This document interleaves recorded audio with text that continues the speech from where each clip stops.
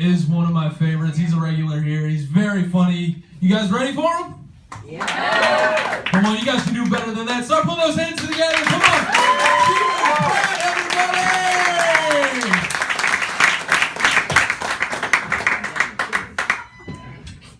Oh, yeah. You guys are a hot crowd.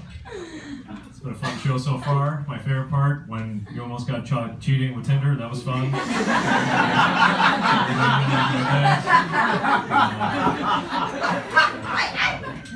What's up? All right, cool. Yeah, hell yeah. I don't know. I'm happy to be here. I don't know. It was raining today, which sucked, but yesterday was fun. I went for a jog yesterday. I love going for runs. Normally it's a lot of fun. Something weird happened while I was running. I don't know if it's ever happened to you guys before. I looked down on the ground, and there was just a condom laying on the ground. And I've seen it before, like parking lots and stuff too. Whenever I see a condom on the ground, it's just so weird to me, because it's just like whoever did that, right? It's like you just did something so responsible.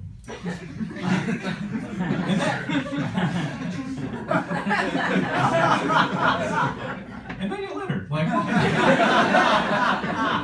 hell is that? That's like putting your seatbelt on right before you drive your car into an orphanage. Like, there's a logic there, but it's not great. I hear an orphan laugh over there. I know I'm going to Stephanie, you're loved tonight. It's a safe space for you. I don't know. I work out so people want to fuck me. That's the main reason that I exercise. It's going on Tinder. I do. But I've slept with like a fair amount of women, which I used to be like really proud of. I thought it was like a good thing. But recently, like right before I was about to hook up with this chick, she asked me how many people I had slept with. Don't ever do that. Like, there was no good answer to that question. Nobody's ever been like, oh cool, I love round numbers. It's just really uncomfortable for everybody. People do that to people they like. That's insane to me. Why would you ask someone you like or dating how many people you've slept with? That's nuts. Asking someone you like how many people you've slept with, that's like taking your favorite junk food and then reading the nutrition facts in the bag.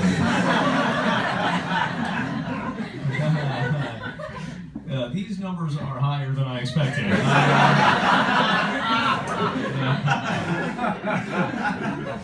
These numbers are higher than I expected. I no longer find it appetizing, and I can't believe what I've been willingly putting in my mouth this whole time. I don't know, I ran that joke by a girl I was in bed with. She was like, that's funny, just don't forget to mention how disappointing your serving size is. Glad you guys found it funny. I did not. Anyway, she's dead. Cool, alright, we're down with lady murder. I like this. Very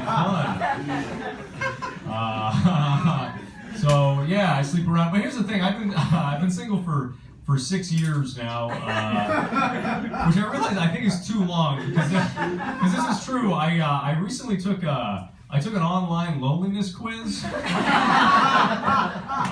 I did all right though. I scored a 26, which by their metric is considered to be moderately lonely. I was like, all right, cool. Like, I'm not in crisis. I can work with this. You know, so I was feeling pretty good. But then I don't know. I started like thinking about it. I was like, I don't know if I trust that 26. I don't know if I trust that score of moderately lonely. Because here's the thing: to get the score of moderately lonely, I had to answer dozens and dozens of questions. And that's why I don't trust it, okay? Because when you're taking an online loneliness quiz, there should really only be one question. And that question is, of course, are you currently taking an online loneliness quiz? Just a simple yes, no, true, false scenario. There's no real reason to dig in there. I don't know. Enjoying this month. This is nice. I like December. I like all the holidays in December. I will say this about it though, like Christmas, New Year's, all that stuff. I think it sort of overshadows some other important things that are going on in the month. Like, I don't know if you guys are aware of this, but December is actually Autism Awareness Month. Yeah. Yeah, and if you weren't aware of that, don't feel bad, because neither were they about anything ever. Autism. That's how the disease works, people. Right. Not everybody was on board with that. Fair enough. Listen, maybe you thought that was an ignorant thing to say. Fair enough. Just know this: April is actually Autism Awareness Month, not December. So you guys are actually the ignorant people. And I'm just a hero bringing attention to a very important cause. Round of applause for me, guys. Yeah. Changing lives with my art. I don't know. Yeah, so much fun. Something cool that happened last Christmas, right afterwards, somebody put out a compilation. Well, here's the thing. I don't like racism. Let me just preface. But I do enjoy a good stereotype every now and then. I think they can be funny. You know? Some are outdated. Granted, some are outdated. I do think we new ones, and that's why I was pumped after last Christmas, because I think I found a new stereotype, and I was so pumped. So what happened was, somebody posted a compilation video of people getting puppies for Christmas, all right?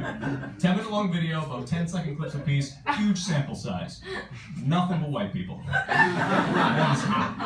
I'm not suggesting that only white people give puppies as presents. I'm just saying that only white people think it's cool to put it in a box. You know?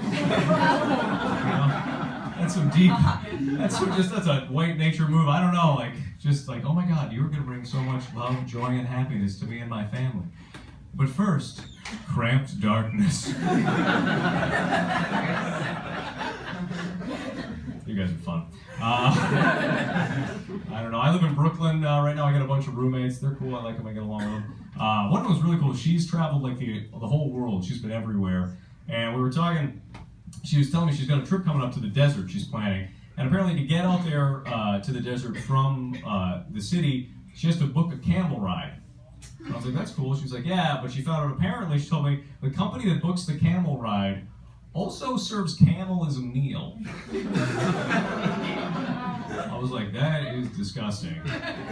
Also, how are you getting back? That sure sounds like a one-way camel trip to me. I might want to call somebody for getting that camel. And I was really grossed out because camels are filthy. They're not very clean animals. But more than that, I was just like grossed out. I was like, how are you going to eat your ride? Like, how can you consume your mode of transportation? It was just too foreign of an idea to me. And again, I wasn't being racist, but I was being very culturally judgmental in my head. I was like, those people are not like us. It was just too weird to eat your own ride. And I was like, had that shit going through my head all day. And at one point we got just pretty super judgmental. And at some point we got on the train going up to Manhattan. And at one of the stops, this homeless guy got in the train with us. And out of nowhere, he just all of a sudden, aggressively started licking one of the subway poles. And I was like, you know what? Maybe we're not so different after all. And you're like, dude, can't you just eat a camel like a normal person? What's your problem, buddy? I don't know. Oh my goodness. Yeah, I don't know. So stupid. I am excited for the summer to come back, though, for sure. Something I used to do when I was a kid. I loved the idea of. I always wanted to find a message in a bottle. I was obsessed with that idea. That's not funny at all. That's just a child's dream, and you scoffed at it. Stupid kids. Kids are dumb. No, but I did. I want to find. And I used to go to like the edge of the shore and the jetty looking for a message in a bottle all the time.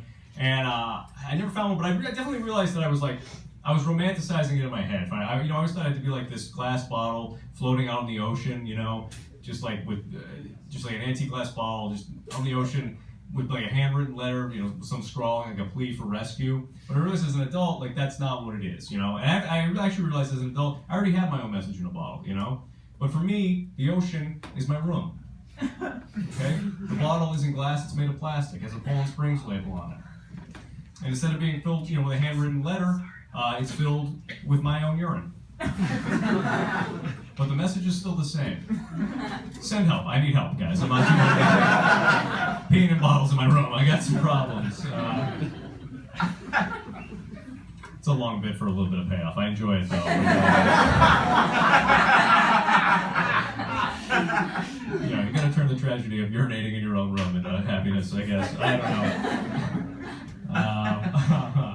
I got a friend, she's currently on maternity leave right now. I don't have much of a good job, but she's got a great job on maternity leave, but she's pissed because her husband doesn't get any paternity leave. She's like, it's bullshit. Why doesn't he get maternity leave? We should have universal paternity leave in this country. Men should get time off. And I was like, I don't think we should do that.